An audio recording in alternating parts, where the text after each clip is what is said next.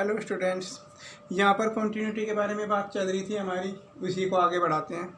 Continuity के बारे में मैंने ये तो डिस्कस कर लिया था कि LHL, RHL और फंक्शन की वैल्यू तीनों सेम होनी चाहिए। उसके अलावा एक्सरसाइज 5.1 के स्टार्टिंग के 2-3 क्वेश्चन मैंने बताए भी थे, शायद आपने करके भी देखे हो। नहीं कुछ समझ में आया तो मुझे कमेंट कर देना, ठीक है। फिलहाल अभी बात करते हैं continuity of peace wise defined function. तो सबसे पहले इस चीज को समझिए, पीस वाइज डिफाइंड फंक्शन क्या होते हैं।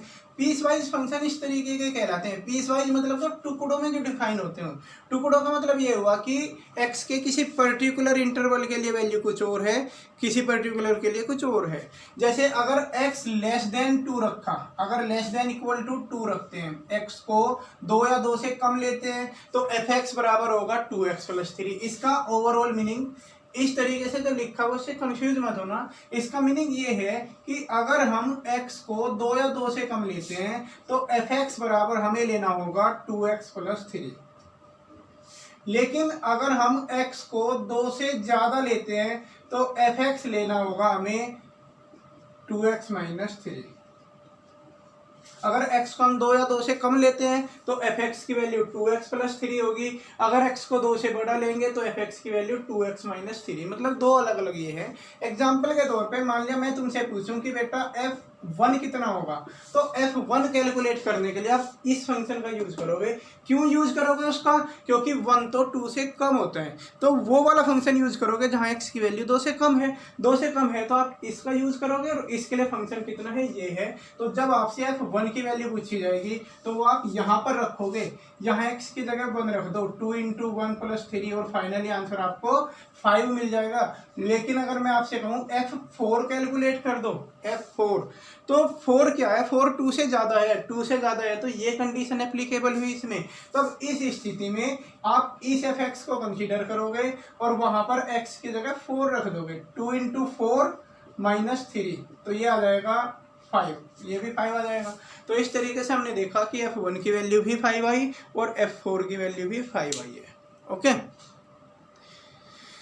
मीनिंग समझ में आया होगा कि x < 2 के लिए क्या था, ग्रेटर देन 2 के लिए क्या बन रहा है। तो बिल्कुल सेम यही है। अब इसी रेफरेंस में अगर मैं तुम्हें कहूं कि बेटा f इस तरीके से limit x tends to 2 negative, तो आप समझ जाना 2 नेगेटिव की बात चल रही है, मतलब 2 से कम वाले की बात चल रही है। और जब 2 से कम वाले की बात चल रही है ना, तो हम उस वाले फंक्शन को कंसीडर करेंगे।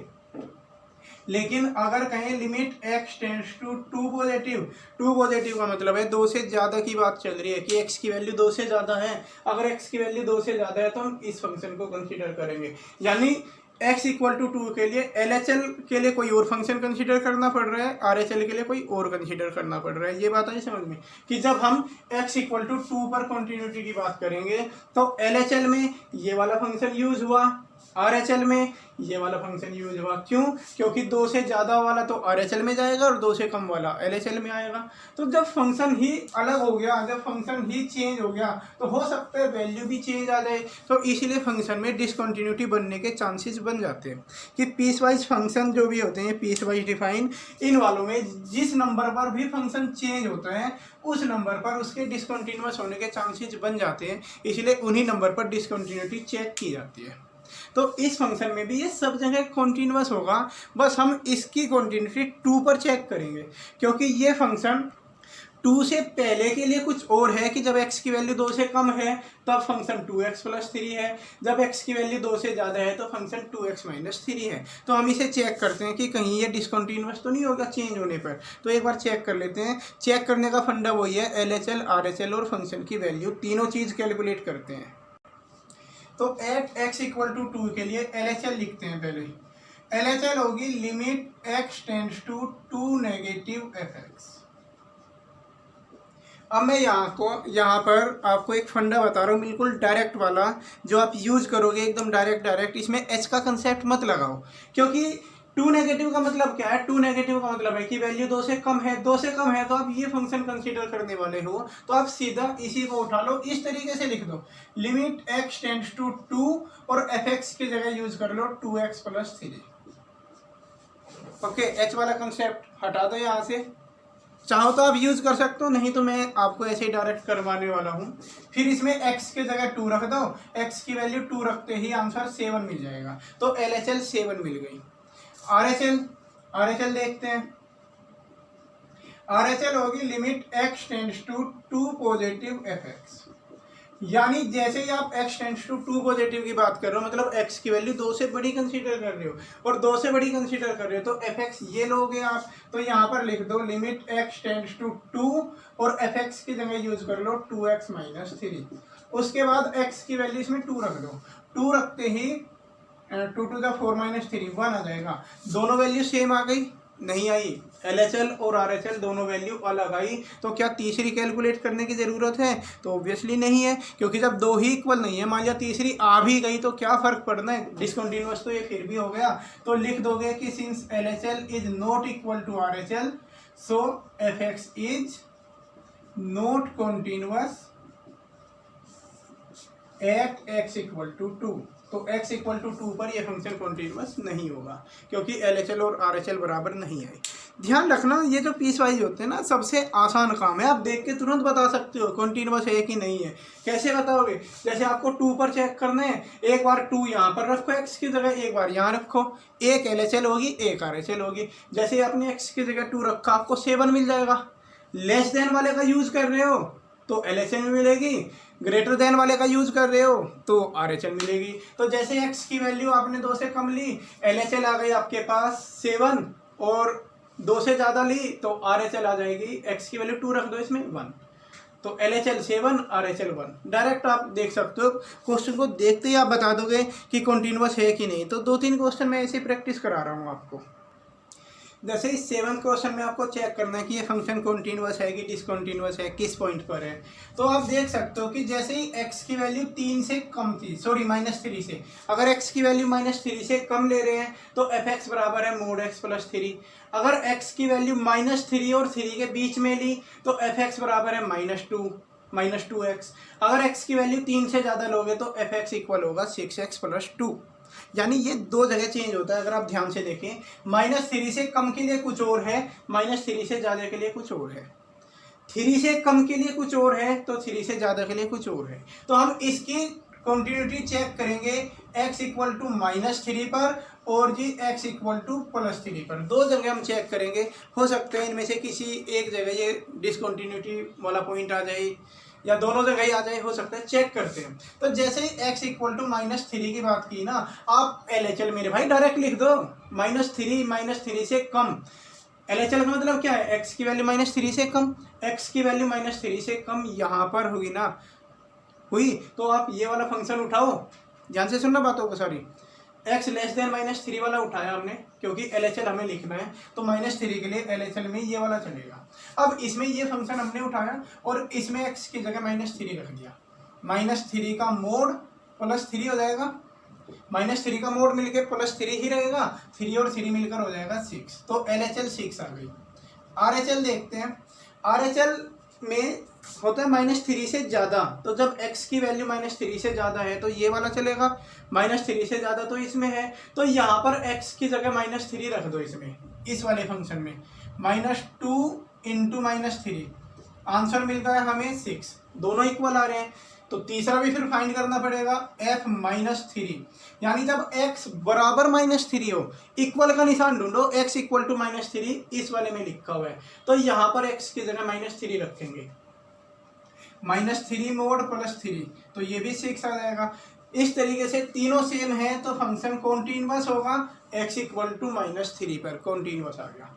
x इक्वल टू 3 के लिए चेक करते हैं, तो जैसे 3 के लिए देखोगे, जैसे x की वैल्यू 3 से कम है तो यहाँ पर x की जगह 3 रख दोगे, LHL मिल जाएगी आपको, -2 इंटू 3 करके LHL आ गई -6।